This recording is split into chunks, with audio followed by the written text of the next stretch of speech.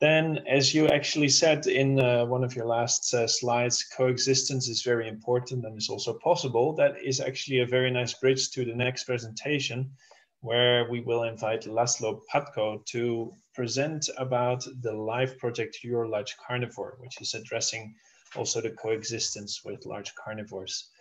Laszlo, I see you're already sharing your screen.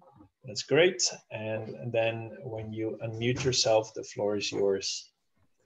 Thank you very much. And that was really a great presentation from Christina, and it makes easier for me to dive deep into the topic of coexistence with large carnivores. I'm really glad that I have this opportunity to present my experience with stakeholder management and also the results of the Euro Large Carnivores Live project, which is aiming for improving coexistence with large carnivores all across Europe. My name is Laszlo, and I'm working for WWF-Hungary as the Large Carnivore Program Manager. And there are some meant to be inspiring quotes on my slides, which are actually came from some of our stakeholders. We are organizing some workshops and trainings, and these were actually said by our participants, so feel free to enjoy them.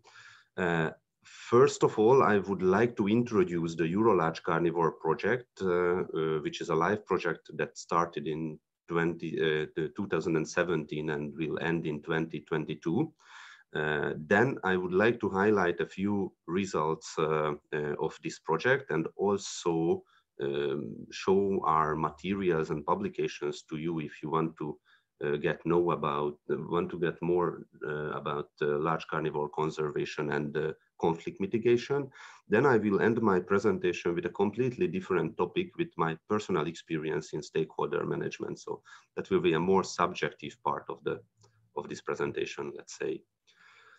So why this project? Because there are five large carnivore species living in Europe, and all of them are protected under the EU Habitats Directive. As you know, these are the wolves, bears, Eurasian lynx, Iberian lynx, and the wolverine. And I'm sure that everybody knows here that they are very important apex predators in the ecosystem. They regulate ecosystem functions and natural ecosystems as they are. But on the other hand, they are also conflictful and pose some threat to certain people, or at least people think so. So this is why it's very important to improve coexistence with these large-bodied carnivores. More than 24 countries European countries have documented presence of large carnivores. And from 1992, more than 80 live projects were focusing on large carnivores. But there are only local and regional diverse approaches and solutions about conflict mitigations, but they are rarely shared on a European level.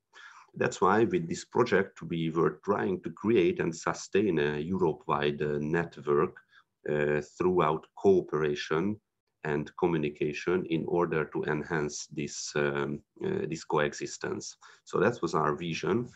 And as I said, our basic approach was to improve this coexistence with communication and cooperation. So we want to get people together. We want to listen to them. We want them to share their ideas with each other about best practices and about personal experiences. And this is one of the aim of our webpage, where you can see several featured stories of individual stakeholders, even 3 or 4 minute long videos about our stakeholders telling their personal experiences. So this project is not just about collecting and gathering scientifically sound data and organizing them into certain reviews, but it's also about individual stakeholders and their opinions. So there is a platform on our webpage where stakeholders can share their ideas on coexistence. We also want to foster transboundary exchange, which is done mainly through study trips and equipment demonstrations and field site visits with stakeholder focus groups. But maybe the most important part of our project are the workshops and trainings that we organize on certain topics. We are inviting stakeholders on all levels to share their knowledge in these workshops.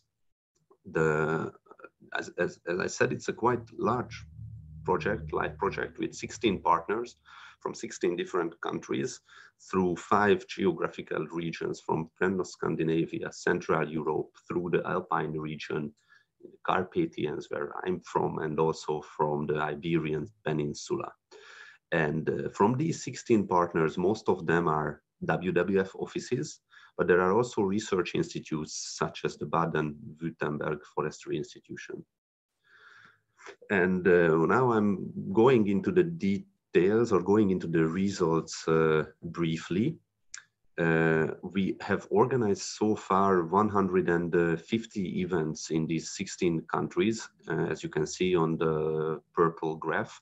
And you can see that these are mostly workshops and trainings. This means that these are small meetings with focus groups and with focus topics.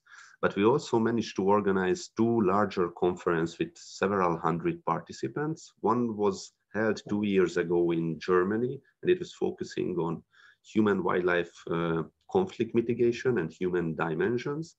And the other one was organized by WWF Austria last year in Salzburg, which was focusing on damage prevention measures. And as you can see from these 150 events, we gathered almost 1,600 participants, individual participants that were invited and participated on those events.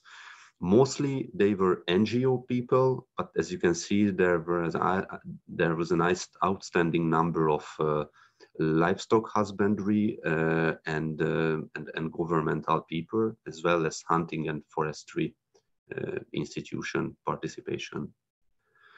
The initial starting of the project was with a stakeholder mapping event in every country, and we recently managed to publish the results in a peer-reviewed article of this stakeholder mapping. And we have found, yeah, you can see on the bottom right corner how dense a stakeholder map can be looked. And we found that from the 16 countries, that there are some highlights might be important for others who are organizing stakeholder platforms with large carnivore focus. One was that veterinarians seems to be trusted experts amongst other stakeholder groups. They were generally underrepresented, but when they were shown, they were seen as a trusted expert in case of wolf damage identification. So people tend to be trusted more than national park practitioners or hunting association members. Another highlighted stakeholder group was the forester group, which had many connections with other groups. So they were very well integrated into these networks. So they worked as hubs, basically. What academic terminology and practitioners usually say is that, or say in a simplified way, is that one person is one stakeholder, but this is obviously not true in real life, because one person can belong to multiple stakeholder groups. As you can see on the top diagram, we had 81 persons who affiliate themselves as nature conservationists, but at the same time, they were part of hunting associations and livestock keeping organizations.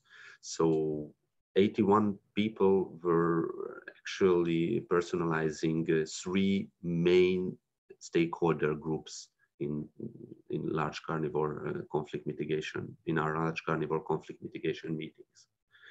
So these networks were differing among countries, but we managed to identify 10 main stakeholder categories. And the most important were the hunters, the livestock keepers, and conservationists, and they were represented in every country. But ministry representatives and politicians were largely underrepresented in our study. So this means that these networks, although some of them were really scarce and other ones were dense, these networks definitely need to be expanded, diversified, and improved. The relationships where yellow or where red should be turned into green in these stakeholder maps. One of our Sorry, one of our other project report was based on two researchers in our network, and they, as I said previously, we were doing reviews on certain live projects, and this was a review on damage mitigation methods on previous live projects. And the co-authors find that most live projects were done in the Iberian Peninsula, in Italy, in Romania, and in Greece, with the focus mostly on bears, followed by wolf and then by lynx, and only a handful of projects were focusing on multiple large carnivore species.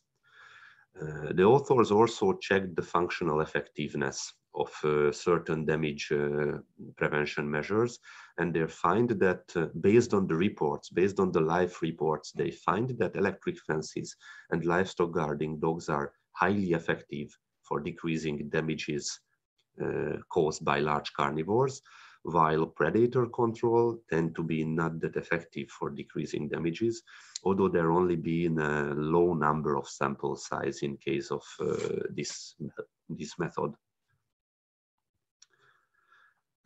As I said, I want to show you some of our materials and publications. So from the last slide, you could see the live projects on large carnivores and their conflict prevention measures.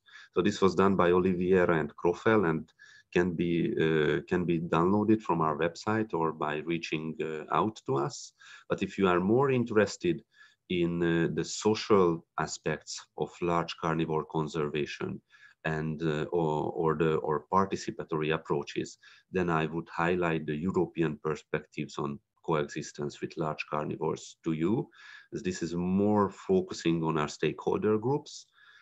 WWF Germany also published a guide to learning to live with wolves, which has been structured as a frequently asked questions booklet.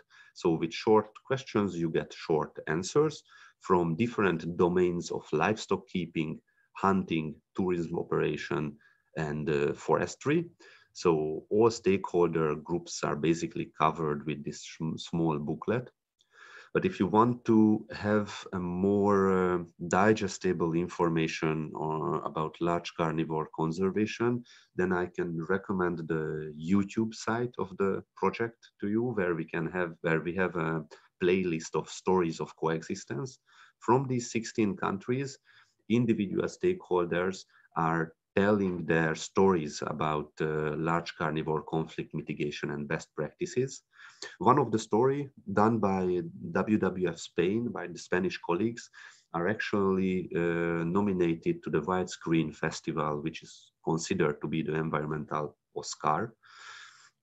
And we also made several infographics. This one, for example, is a part of a 4-series infograph, which is focusing on bear-human conflict mitigation and was shared throughout the Carpathian region. So this one can be found in English, Hungarian, Slovakian, Romanian, and Ukrainian languages. And we also compiled an infographic on the large carnivores ecosystem and ecosystem services and cascading effects based on several peer-reviewed articles. This can be also found in English and in Hungarian on our webpage. So that was all I wanted to share with you in a nutshell about our initial results in the framework of the Euro Large Carnivores Live project. Now I would like to move on to my very subjective personal experience in stakeholder management. So this does not represent of my colleagues' opinion, this just represents of my experience that I gathered through working in different NGOs.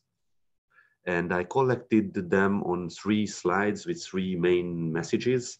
And the first one is to be humble if you want to establish a platform with stakeholders. I'm working, as I said, I'm working in WWF-Hungary, and I often feel the shadow of the panda above myself, because certain stakeholder groups has preconceptions about our intentions or about our works. So that's why we usually outsource the opportunity of event organization for a third party to objective, independent moderators and facilitators. And we just want to be part of the event, of the workshop, as a simple participants. So we don't want to tell other stakeholders what they need to think about conflictful questions or about large carnivores. We just want to be on a similar level with them. We just want to participate on these events. That's why we are trying to outsource them as much as we can.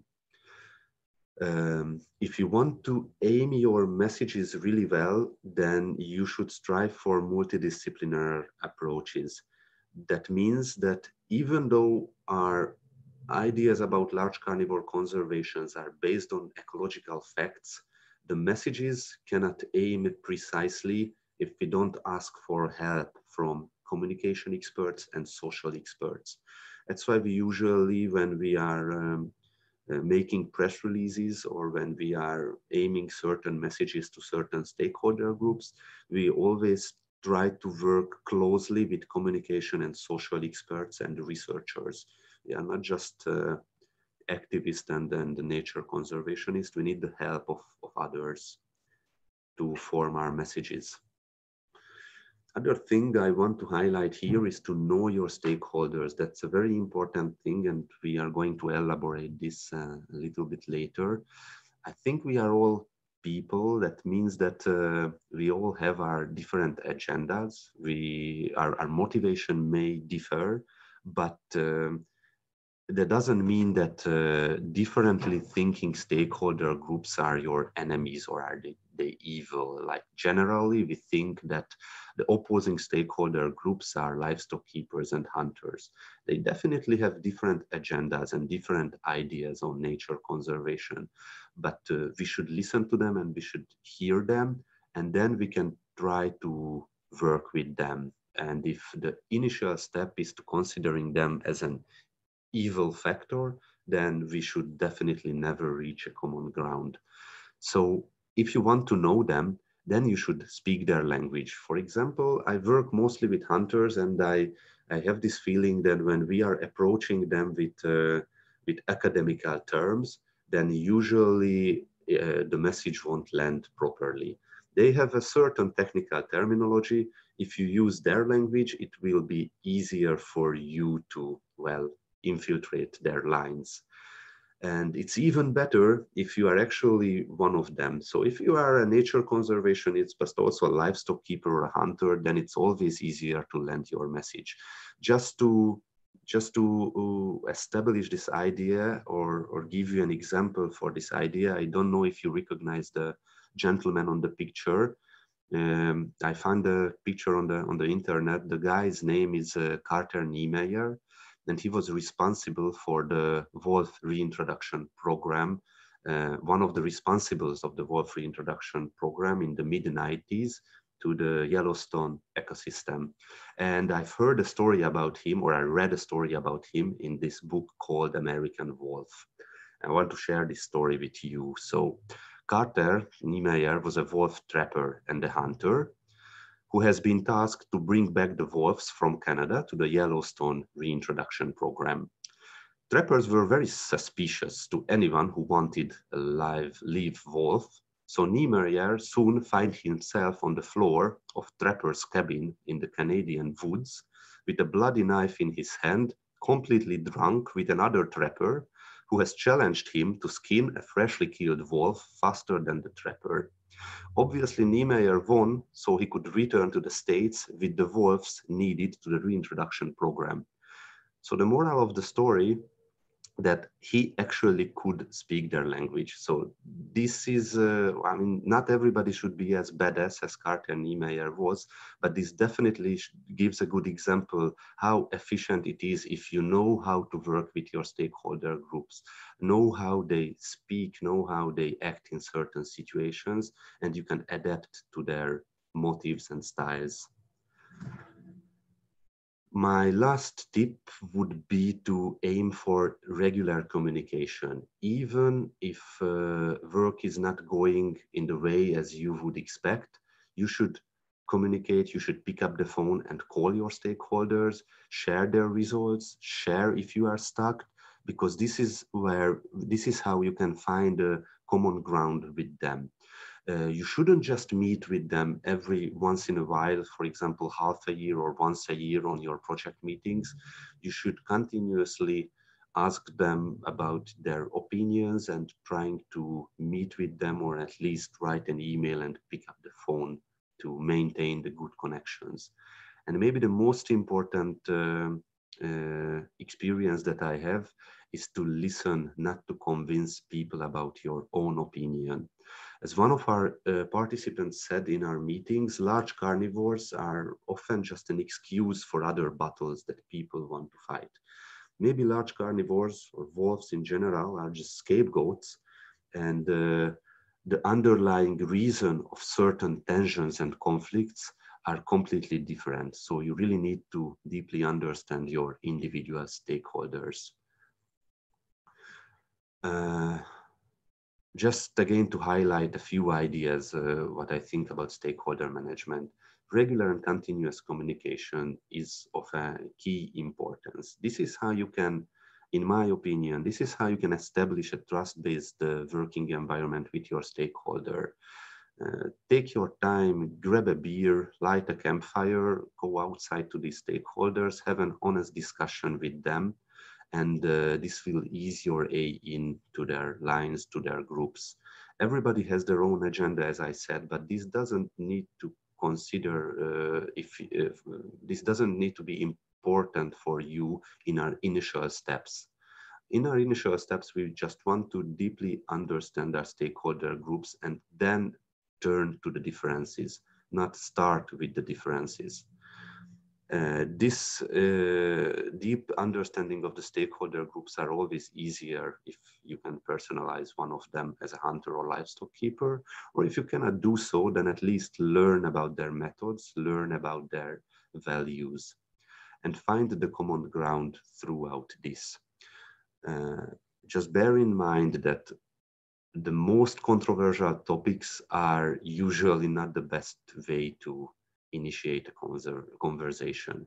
So topics of compensation methods or topics of wolves should or should not be hunted are not good for icebreakers.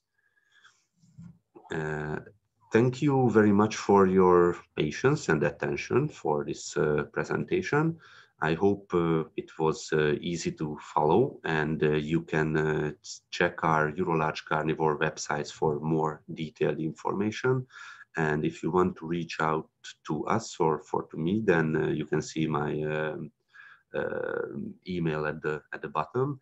Maybe next year we could meet in person. That would be really nice, because the last part of the presentation are more focusing on personal experiences and discussions, and these are always better above a cold beer than through Zoom. So thank you very much for your attention. Thank you as well, Laszlo, for a great presentation. I do hope that we will indeed meet also with the live project that the European Wilderness Society has now started recently about livestock protection. So there's definitely some overlap there in the coexistence with people. There was in the question and answer box, there was a question asked by Isaac Beaver. How do you collaborate with different stakeholder groups, but also stay true to the ecological facts? Perhaps you want to address that question. Yeah, great. Very, very good question. Well, I think that these, based on my experience, again, those ecological facts that we know, for example, the ecosystem services or the cascading effects, or how they can help large carnivores, how they can help regenerating forests in a more natural way. These are well known for many of our stakeholders, at least my stakeholders whom I'm working with. So you should actually don't need to focus on these things in the first several meetings. You should, when you look at each other as well as not as friends, but at least as trusted and reliable colleagues, then you should jump in and strengthen these facts. But you should simply don't talk about your how did you say this ecological facts? Yeah, so you just avoid the topic, because most of these ecological facts, again, based on my experience, are known, well known about my opposing stakeholder groups. They just ignoring them. They don't want to deal with them. They want to deal with the compensation system. They want to deal with problems regarding driven hunts, for example. They don't want to deal with the ecological facts. They know that they are there and they are true, but it doesn't matter to them. So you just need to be patient first and listen to them, and then maybe you can emphasize the importance of large carnivores in ecosystems. Thank you. So making a distinction between ecological facts and alternative facts, perhaps. That's also a good example or good advice if you already know your stakeholders, because just stating what is considered to be a false fact and throw it back to their face might prove controversial or might prove counterproductive. Yeah. Now we have another couple of minutes. There's no other question in the chat box, but I would like to ask you a question. After this Euro Large Carnivore project will end, you have a plan basically for the next 5 years. What do you hope to still achieve within these 5 years after the project regarding the process with the stakeholders that you've been building up for so many years? That's a very, very good question. I'm the focal point of this project from Hungary, so I only want to share my ideas and my views. I don't know about the other 15 countries, but we want to establish a relationship with these stakeholders where we can work on the fields more properly. So for example, we want to include hunters into large carnivore monitoring. We want to lend them remote cameras, and then with this way they could get, well, let's say free equipment, and then collect data which is used and useful for nature conservation and national parks. And with these small projects, we want to establish this trust-based environment, but we also want to do something tangible and something meaningful.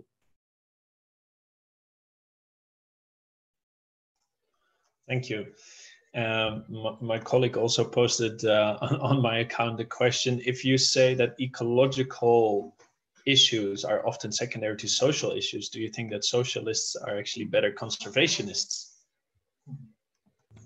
No, I think that they can better form and aim messages to our stakeholder groups. I definitely would not say that what was written by the panelist or the attendee. I don't know who wrote this, but I consider that as a very enlightening and funny and provocative questions, but I would never say that as it was written. I can only say that social experts are definitely better in forming and aiming messages. Okay, thank you. Then I think we come to an end of this presentation. Thank you very much. And as you shared your details, there might be people who want to come to you with further questions after this, and we will keep an eye on your website for sure.